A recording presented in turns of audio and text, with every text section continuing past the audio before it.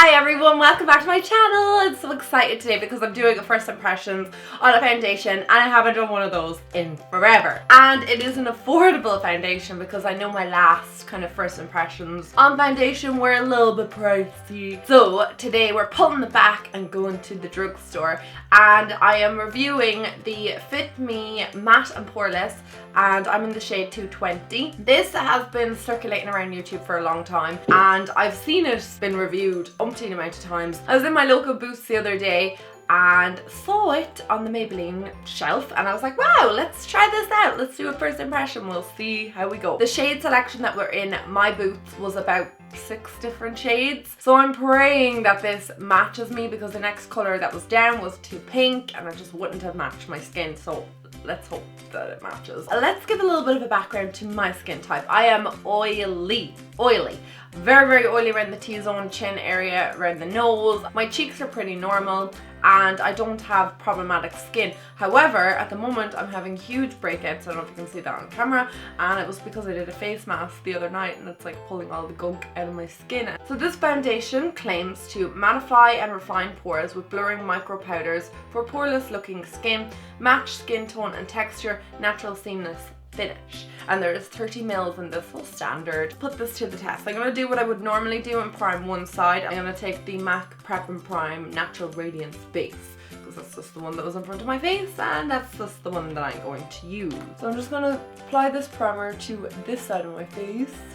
And we're going to ignore the other side because that's going to be the non-primed side. I'm also going to do what I do every single time I apply or do one of these first impressions, is apply with a beauty blender on one side and a flat top kabuki on the other, just to see which one blends out better. So I'm just going to apply a bit to the back of my hand. That's just what the colour looks like on the back of my hand. So I'm going to apply this with a stipple brush to this side of my face.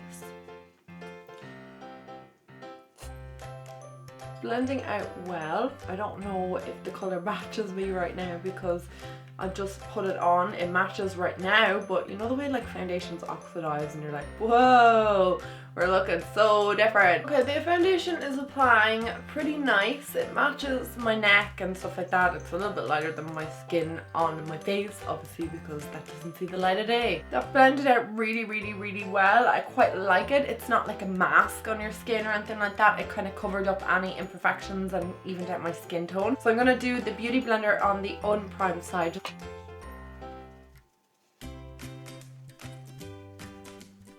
Okay, straight off the bat, I'm going to describe this as a medium coverage foundation. It's definitely not full coverage, but it's not sheer by any means. It's not the case where a little bit of this foundation goes a long way. I needed a good bit actually on the back of my hand to cover my full face, and I've just done one layer. I don't think I'm going to do another layer. I kind of like the effect that I'm getting. I will zoom in and you can have a look and see what way it's looking on my skin. The prime side is looking way better. Like it just looks more seamless on my skin. This side without the primer kind of looks a bit lifeless. I've never really experienced that with a foundation. It just looks a bit flat or something. It's not seeping into any lines or anything like that. I've a lot of creasing on my forehead. I am very expressionate and it's not seeping into any of those lines either. None of my laughter lines or anything as of yet. So right off the bat, I'm really liking it. I think it looks quite nice on my skin. It looks fresh. I should have said the time actually. It is 11:30 and I will try and come back maybe 2 or 3 times during the day to see how it's looking on my skin. But right now, I'm liking it. I'm gonna go and do the rest of my face, see what way the products sit on top of the foundation and see how they blend out. So I'll talk to you in a little while. Okay guys, I'm doing my second update of the day of the foundation. I was going to do one a bit earlier and I said, look, I'll leave it for a couple of hours. So it's now 3:20. So it's been on for 4 hours, which is pretty good for a foundation, you know, to judge what way it's going, if it's gonna start getting oily, etc. So right now, looking at it in the mirror, it looks fine. The only thing I hate to say about this foundation, because so far it's looking pretty nice on my skin, but it's just making me look a bit flat. It's making my skin not really have that much life or oomph in it. I don't know, maybe it's the lighting in here, and it's very sunny outside and I just had to pull down the blinds, so I'm using artificial lighting, which I hate. I hate artificial lighting because it's just rubbish looking. It's not very oily. I'm not seeing too much oils. I'm getting a little bit on the chin and a tiny bit around the corners of my nose. a teeny bit in between my brows, but not too much. I mean, it's not sinking into any fine lines or anything like that. I think it looks okay. It looks nice on camera. I'm not completely blown away. But, you know, it's a nice foundation for like €7. I will come back in a couple more hours and we'll see how it holds up. Okay guys, so I'm back for my second update, and to be honest, like I'm liking the foundation when I initially put it on. I'm looking at it now, it's so super oily. You guys know I have oily skin anyway.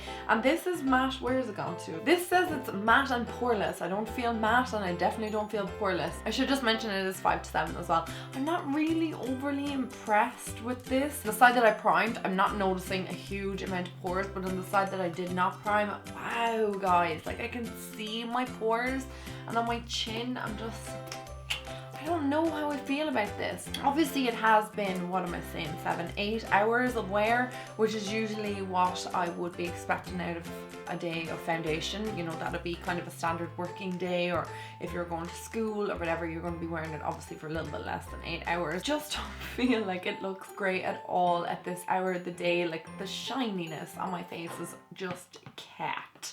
I am going to set it again, or just apply some, actually, do you know what, I'm going to apply translucent powder. So I'm just going to pat that on my chin. Although I will say 8 hours without having to top up your makeup or without having to blot isn't too bad for the oiliness that I'm getting, but I think that looks slightly better. To be honest, I'm not noticing any like rubbing off on my cheeks here or on my jawline, which is usually where I would have some issues. It's not coming off around my nose either, looking at it up close, like there's no breakdown of it. I will say though, on the spot in between my brow, it has completely come off. I'm gonna go to the cinema now. Well, I'm going in the next hour, and we'll see when I come home. I'll be home around 11. I hate leaving makeup on for 12 hours, but for the purpose of this video, we're just gonna see. Definitely isn't breaking down like what I would expect something at this price, like €7. I would expect it to look probably a little bit rubbish at this stage. It looks nice on camera, but for now, that's my, what, 8 hour update, and it's not too bad. But we will come back at around 11 when I'm home from the cinema, and we'll see what it looks like then. Hi guys, so I'm back from my final update of the night. I'm just back from the cinema. We went to see Nocturnal Animals. It was so amazing. This is what my foundation is looking like now at 13 minutes past 11. So it's been on almost 12 hours. It's kind of gross. So I'm gonna go and take it off right now. Actually, looking at it after 12 hours, it's not too bad. Like, it's not the worst looking foundation I've ever seen.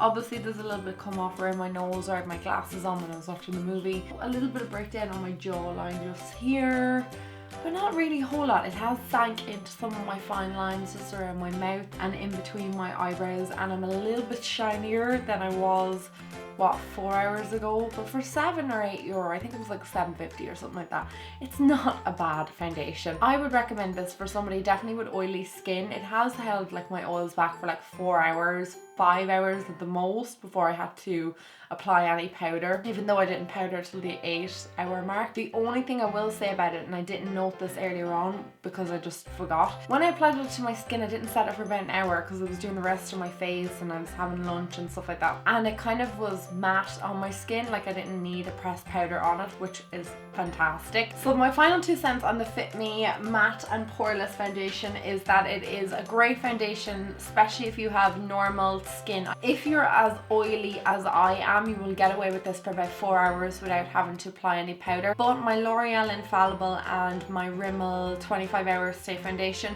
I don't need to like top them up after 4 hours, so I'm kind of comparing that to them. The only thing I will say about this positive is it's not sinking into any fine lines or pores or anything like that. It is obviously wearing or breaking down now at this stage because it's been on 12 hours, but it doesn't look that bad.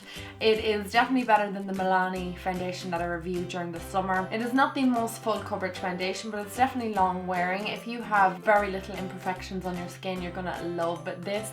If you have problematic skin or rosacea, it might not cover, because I just find with any of the redness that I had from those spots earlier, it didn't quite cover them, but you can build it up. It doesn't go cakey. The only thing I will say about it is it's a little bit of a heavier foundation than the original Fit Me foundation, and I just, you know, that could be a pro or con for you. I quite like it. I will definitely wear it again and again. I'm also noticing a huge difference between the prime side and the unprime side.